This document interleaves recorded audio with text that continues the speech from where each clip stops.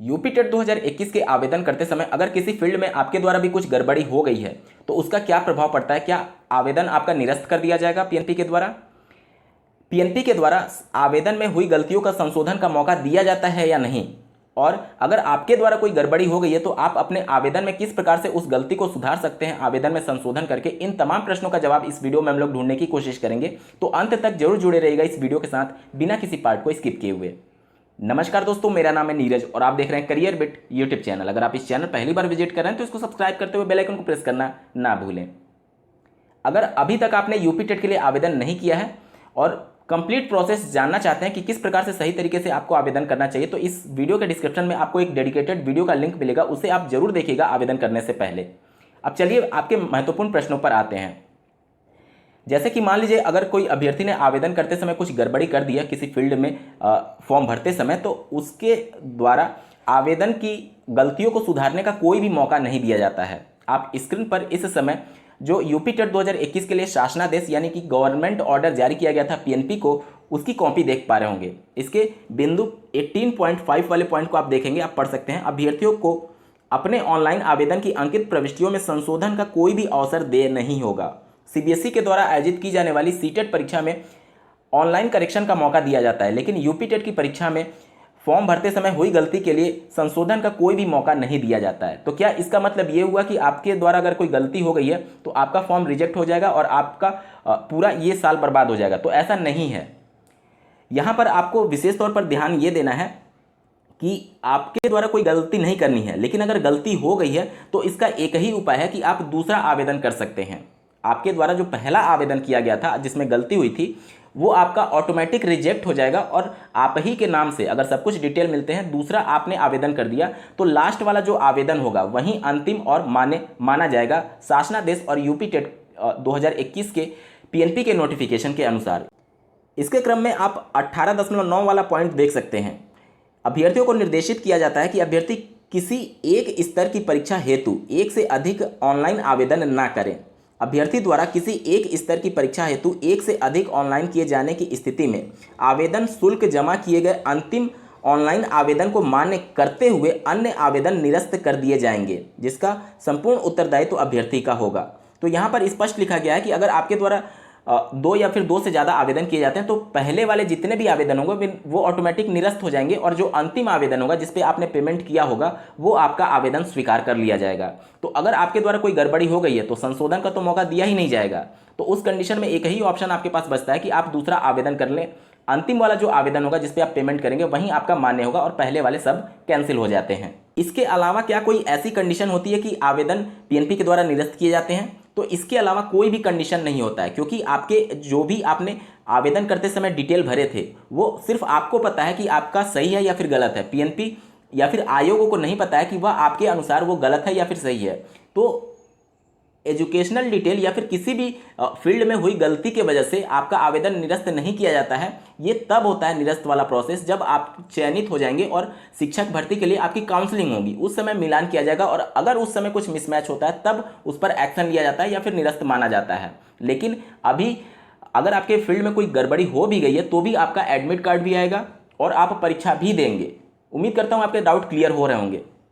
अगर आपके फील्ड में कोई गड़बड़ी हो गई है तो क्या आपको दोबारा आवेदन कर देना चाहिए? इसके भी दो कंडीशंस बनते हैं। अगर आपके द्वारा आवेदन जो यूपी टेट का आवेदन लिया जा रहा है उसकी अंतिम तिथि समाप्त हो चुकी है, उस कंडीशन में तो आपके हाथ में कुछ है ही नहीं, तो उस कंडीशन में आप भविष्य में उसके रिगार्डिंग एफिडेविट लगा सकते हैं। लेकिन अगर आपके पास अभी समय है, इस वीडियो को आप देख रहे हैं जब आवेदन करने की अंतिम तिथि समाप्त नहीं हुई उससे पहले, तो आपको निश्चित तौर पर दूसरा आवेदन कर देना चाहिए। क्योंकि आप लोगों ने देखा होगा कि 69,000 सहायक अध्यापकों की भर्ती में मार्क्स से संबंधित डिटेल या फिर विसंगतियों को लेकर के कितना ज़्यादा मानसिक प्रताड़ना अभ्यर्थियों को झेलना पड़ा था। कोर्ट केस से लेकर के जमीनी स्तर पर अभ्यर्थियों के द्वारा संघर्ष किया गया और बाद में जाकर के उन अभ्यर्थियों को अंतरिम रूप से राहत मिली थी। तो कहने का मतलब कि बाद में आपको मानसिक रूप से प्रताड़ना ना झेलना पड़े सिर्फ इस वजह से कि आपने आवेदन में गलती कर दिया था।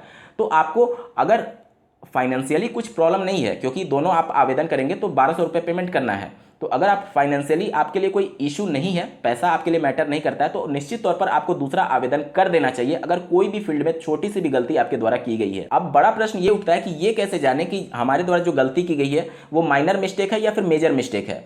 तो देखिए यहाँ पर मैं छोटे छोटे हिंट्स आपको दे रहा हूँ कि जैसे देखिए अगर किसी अभ्यर्थी ने अपना पासिंग ईयर भरने में कोई गड़बड़ी की है तो वो माइनर मिस्टेक में माना जाता है, क्योंकि आपके रिजल्ट पर वो शो नहीं होगा। इसके अलावा अगर आपने यूनिवर्सिटी नेम, बोर्ड नेम या फिर इस प्रकार से कुछ भरने में गलती कर दी है तो वो भी आपके रिजल्ट पर शो नहीं होगा। कहने का मतलब कि जो आपके यूपी टेट के रिजल्ट पर शो होता है, जैसे कि आपका डेट ऑफ बर्थ, आपकी कैटेगरी, आपका नाम, आपकी मदर का नाम, आपके फादर का नाम, ये सब बेसिक डिटेल आपके मार्कशीट और पर शो होंगे यूपी टेट के।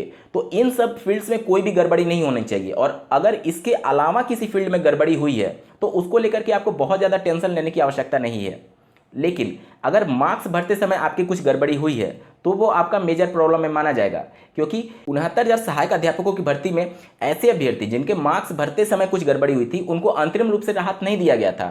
तो मार्क्स भरते समय आपकी कोई गड़बड़ी नहीं होनी चाहिए। बहुत से अभ्यर्थियों का ये भी प्रश्न हो सकता है कि मार्कशीट नंबर जो फिल करना है उसमें उनके द्वारा सर्टिफिकेट नंबर या फिर मार्कशीट पर ही दूसरा नंबर कोई उन्होंने फिल कर दिया, तो उस कंडीशन में उनको क्या करना चाहिए। देखिए मार्कशीट नंबर को लेकर के आपको टेंशन लेने की आवश्यकता ही नहीं है, क्योंकि मार्कशीट नंबर अगर आपके द्वारा कोई दूसरा नंबर फिल कर दिया गया लेकिन आपके मार्कशीट पर वो अवेलेबल है तो भी इससे ये सिद्ध हो जाएगा कि आप ही वो जेन्युइन कैंडिडेट हैं जिनके द्वारा आवेदन किया गया था। कहने का मतलब कि जो नंबर आपने फिल किया है मार्कशीट नंबर वाले कॉलम में वो नंबर आपके मार्कशीट पर अवेलेबल होना चाहिए। इसके अलावा अगर आपके नाम, आपके फादर नेम, आपके mother name, date of birth, category, इन सब में अगर छोटी सी भी माइनर मिस्टेक हुई है, चाहे आपके अल्फ़ाबेट्स लिखने में एक अल्फ़ाबेट छूट गया है, बढ़ गया है, या फिर कुछ मिसमैच है आपके नेम में, तो आपको बेझिझक दूसरे आवेदन की तरफ जाना होगा, क्योंकि बाद में इन सब को लेकर के आपको बहुत ज़्यादा परेशानियों का सामना करना पड़ सकता है शिक्षक भर्ती में लेकर के। तो बेहतर यह है कि आपके पास अगर समय है तो आप दूसरा आवेदन जरूर कर दीजिएगा। दूसरा, ऐसे अभ्यर्थियों का प्रश्न आता है कि उनके नाम के आगे पहले जैसे हाई स्कूल में कुमारी और इस प्रकार से कुछ मेंशन किया गया रहता था लड़कियों के रिजल्ट में, और जो आगे के रिजल्ट हैं उनमें ऐसा मेंशन नहीं किया गया, तो उनको क्या करना चाहिए। देखिए पहले क्या होता था कि बाय डिफ़ॉल्ट वो हाई स्कूल और इंटरमीडिएट के रिजल्ट में कुमारी लिख करके आता था लड़कियों के रिजल्ट में, तो उसको लेकर के आपको टेंशन लेने की जरूरत नहीं। अगर आपके नाम के पहले कुमारी लगा हुआ है और आपने वो नहीं लगाया हुआ है, अभी आप देखेंगे तो जो बर्थ सर्टिफिकेट के लिए आवेदन किया जाता है उसमें बाय डिफ़ॉल्ट अगर लड़का है तो श्री, और अगर लड़की है तो उसके आगे कुमारी लगाया गया रहता है। तो ये आपने नहीं लगाया, ये बाय डिफ़ॉल्ट है, एक महिला है या फिर पुरुष है इसको दिखाने के लिए लगाया जाता रहा है पहले के वर्षों में। तो इसको लेकर के कन्फ्यूजन में रहने की आवश्यकता नहीं है। आपके द्वारा लास्ट मतलब बेसिक तो यही है कि आपके हाई स्कूल के आधार पर ही आपको आवेदन भरना होता है, लेकिन अगर अन्य सभी सर्टिफिकेट में हाई स्कूल के अलावा अन्य जो भी आपके द्वारा एजुकेशनल क्वालिफिकेशन के सर्टिफिकेट्स हैं उसमें अगर कुमारी नहीं लगा है तो आप कुमारी को स्किप कर सकते हैं। लेकिन आपको ध्यान ये देना होगा कि आपको इसके रिगार्डिंग एक एफिडेविट जरूर बनवाना होगा। भविष्य में आपको जाकर के ये दिखाना होगा कि ये कुमारी आपने नहीं लगाया, बाय डिफ़ॉल्ट ये रिजल्ट में आता था और आगे के सभी सर्टिफिकेट्स में आपके कुमारी नहीं लगा हुआ है। उम्मीद करता हूँ आपके सभी डाउट क्लियर हुए होंगे। इस वीडियो को देखने के लिए आपका बहुत बहुत धन्यवाद। भगवान करे आपका दिन शुभ हो।